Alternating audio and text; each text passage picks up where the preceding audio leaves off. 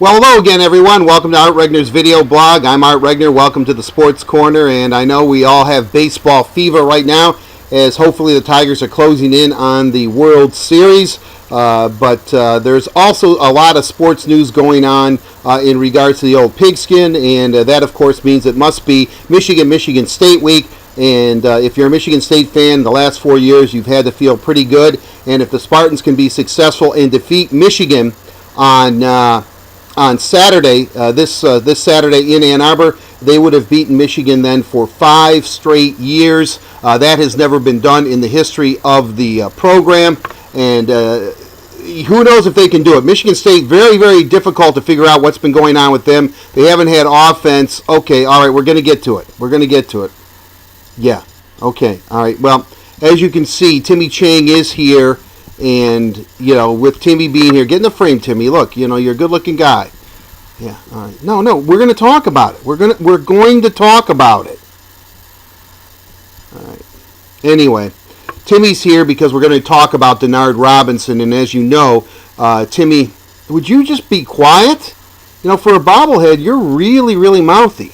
Anyway, Timmy Chang is Denard Robinson's biggest fan, as we know, and anytime we're going to talk about Denard, Timmy will leave his job as SMU's graduate assistant under his former coach June Jones and fly in here to Detroit so he can be part of the Denard Robinson discussion, which is bizarre and weird in its own way. But anyway, okay, just be quiet.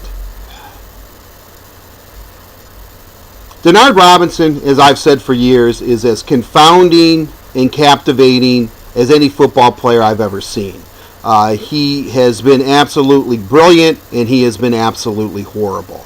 If you look at his career at the University of Michigan, he has now become known as, against really bad teams or unranked teams, he is the best player on the planet.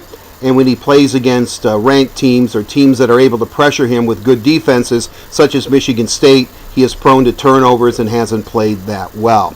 If you look at Denard over the last 2 years as a starter for Michigan in games that they lost to Michigan State, his numbers, passing numbers, 26 of 47 for 338 yards with 2 touchdowns and 4 picks. 3 of those picks came in his first game in 2010 in Ann Arbor. One of them, I think Michigan was driving to open up the opening drive, and he threw a pick in the end zone. So he has not played well.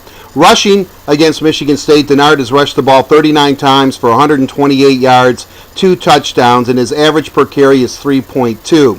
His career average per carry on rushing the football is 6.2. So as you can tell, Michigan State has really had his number. And they pressure him. He has not looked very good against Michigan State. As great as Denard Robinson has been for Michigan, and he has been very, very good, if he does not beat Michigan State this coming Saturday, and he's a senior, this is it. This is the last chance he's going to have to do it.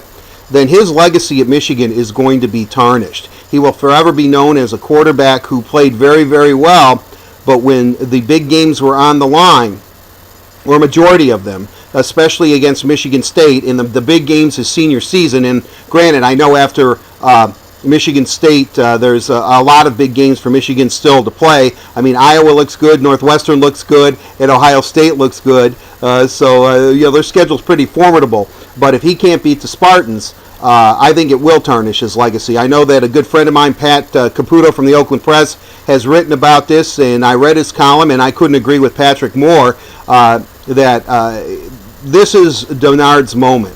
Denard Robinson has to beat Michigan State in order to really have a true football legacy at Michigan. If he cannot beat the Spartans and allow the Spartans to beat Michigan for the 5th year in a row, and granted he wasn't part of all 5 defeats, something that their program hasn't done, then you're going to hear the Spartans be pounding their chest and saying they've taken over the state and they've taken over the rivalry. That is something that cannot happen if you're a Michigan fan, especially if you're a Michigan football player. So Denard Robinson is the key to this game, and you have to believe that from the texting and the Mark D'Antonio stuff, the bulletin board material that's up in Michigan's weight room about him being from Ohio, that's why he gets so much satisfaction from beating Michigan. I'm paraphrasing D'Antonio here. The whole Mike Hart comments. I mean, if you look at it, it does seem that Michigan State is the bravado, and they've been able to back it up. And because they've been able to back it up, and the key reason why they've been able to back it up is because they've been able to shut down Denard Robinson. So that is the key. With any success Michigan has had on the football field in the last couple of years, Denard Robinson has been it. I kind of like that Brady Hoke wants to go by running back by committee and take some pressure off of Denard Robinson, because you've got to think the Spartans, and why wouldn't they? It's worked for 2 years in a row, will just be centered on Denard and stopping him, getting in his face, pressuring him into mistakes, and making sure that he doesn't make plays. They can live with 1 or 2 chunk plays, but if Denard runs wild like he has the last couple of weeks, and you have to think that he's going to be motivated and the Michigan team's going to be motivated because they haven't beaten Michigan State in 4 years. No one on the Michigan roster has beaten Michigan State. No one on the Michigan State roster has ever lost to Michigan. So this game's pretty big. It has a lot of significance to it. And obviously, Mark D'Antonio has a disdain and a dislike for Michigan, which he can't help but talk about. I mean, I think he tries to control himself, and he just can't control himself. Brady, on the other hand, just talks about rivalries and Michigan, and Brady's Brady. He's never going to be drawn into any kind of controversy, and I think at times, much to his own chagrin, I think D'Antonio doesn't like to be caught into these controversies with Mike Hart and the texting and pride before the fall and all that kind of stuff, which has ignited the Michigan State fan base. But in the end, I think that Mark D'Antonio would probably like to have a little more level head.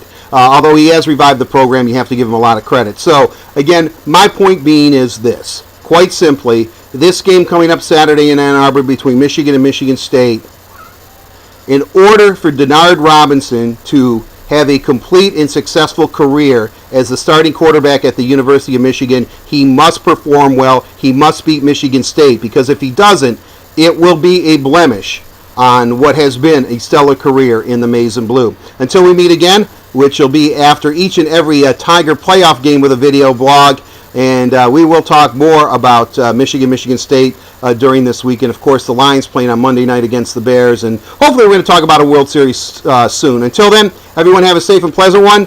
I'm Art Regner for Timmy Chang. Say bye, Timmy. Well, he can only shake his head anyway. We'll see you. Have a safe and pleasant one, as I said. Bye-bye.